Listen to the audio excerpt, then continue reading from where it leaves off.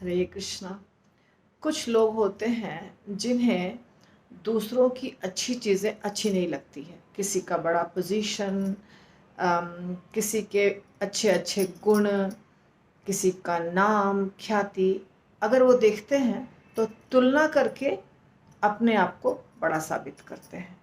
तो ऐसा ही एक व्यक्ति था जिसे अम, प्रकृति पे गुस्सा आता था।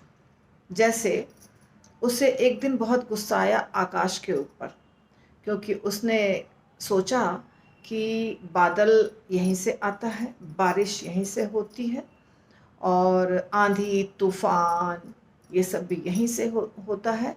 तो ये सबका जिम्मेदार आकाश है, और आकाश अपने आप को बहुत महान मानता है, पर मैं इसको बिल्कुल नहीं महान मानता हूँ। मैं इसका अहंकार तोड़ दूंगा, ऐसा वो सोचने लगा।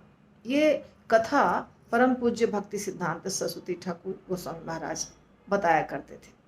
तो उसने क्या किया, अपनी पूरी ताकत लगाकर आकाश को मारना शुरू कर दिया। मुट्ठी बांध करके बार बार आकाश को मुक्के से, मुट्ठी से जोर जोर से मारता रहा और बोलता रहा बहुत कुछ। पर आकाश को क्या फर्क पड़ता है इसके बोलने से या मारने से। बोलते बोलते मारते मारते थक गया और बेहोश होकर गिर पड़ा।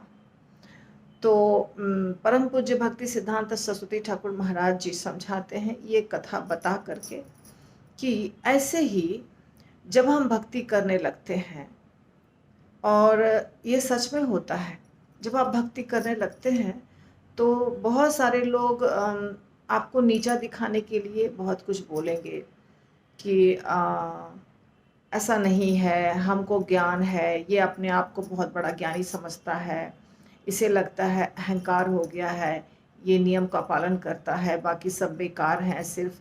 ऐसे बहुत सारी बातें बनाते हैं। किसी गुरु के बारे में भी बहुत सारी बातें बनाते हैं।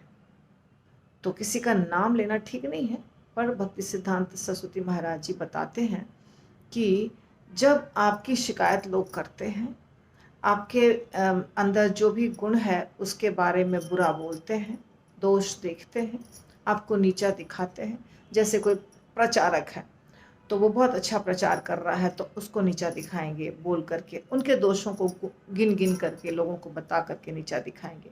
कोई बहुत अच्छी सेवा करता है तो उसके सेवा में दोष निकाल के उसको नीचा बताएंगे। और यदि कोई एक ऐसा व्यक्ति है जो घर में भक्त बन गया है, बाकी सब नहीं बने हैं, मान लीजिए आप नॉनवेज बंद कर दिए हैं, कंठी पहन लिए हैं, तिलक लगाते हैं, माला करते हैं, और आपके घर में बहुत सारे लोग हैं जो ऐसा कुछ नहीं करते हैं, तो वो आपको आपको इनकरेज नहीं करेंगे आपके बारे में कुछ बुरा बोल करके। अरे पूरे जीवन तो खाया, 900 चूहे खा के बिल्ली हज को चली, पूरे जीवन तो इसने नॉनवेज खाया, अभी बड़ा भक्त बना चलता है, अभी बड़ा तिलक लगाता है। ऐसे भी बोलने वाले लोग हैं। तो महाराज जी कहते हैं कि जैसे आकाश शांत रहा, उसको कितना भी मुक्के से मारा वो शांत रहा, और मुक्का मारने वाला बाद में थक करके बेहोश होकर गिर पड़ा। वैसे ही जो भक्त होते हैं, वैष्णव होते हैं, गुरु होते हैं, उनको कोई कितना भी बोले, कुछ भी बोले, उनको अपनी सेवा करते रहनी चाहिए शांति से। बोलने वाले थक करके छोड़ देंगे बोलना, क्योंकि कितना बोलेंगे, कब तक बोलेंगे, उनके बोलने की एक सीमा है। तो इसलिए वैष्णवों को और गुरुओं को दूसरों के कमेंट्स के ऊपर ध्यान नहीं देना चाहिए। हम भक्ति कर रहे हैं, हम अच्छा कार्य कर रहे हैं, पर समाज में बहुत लोग बोलने वाले हैं, तो उनके बोलने के चलते हम अपना अच्छा कार्य नहीं बंद कर सकते हैं। उन्हें नहीं पसंद है, बोल रहे हैं, हमें जो करना है वो हमें करना है। क्यों? क्योंकि मृत्यु के बाद जब हिसाब होगा तो हमारे कार्यों का हिसाब जो करने वाले हैं उसका परिणाम हमें देंगे। दूसरे जो बोल रहे हैं उसका परिणाम हमें नहीं मिलेगा, उसका परिणाम उनको मिलेगा। तो बोलने वालों के चलते हमारे किसी भी कार्य को रोकना नहीं है। लोग क्या कहेंगे, हम तिलक लगा के मंदिर जाएंगे, लोग क्या कहेंगे, तो लोग बोलेंगे। लोगों का काम है बोलना। अगर हमें लगता है ये ठीक है, हम कन्विंस्ड हैं, हमें लगता है कि हमें भगवत गीता के अनुसार जीना चाहिए, तो जीना चाहिए। अगर हमारे में दोष हैं, होते भी हैं, दोष हमारे अंदर होते हैं बहुत, ऐसा नहीं कि हमने भक्ति शुरू की सारे दोष समाप्त हो गए, दोष रहेंगे। और जो बोलने वाला व्यक्ति है वो आपको दोष निकाल के बताएगा कि अरे इसमें दोष है, ठीक है, दोष को सुधारने की कोशिश करेंगे, पर गुस्सा नहीं आना चाहिए। क्यों?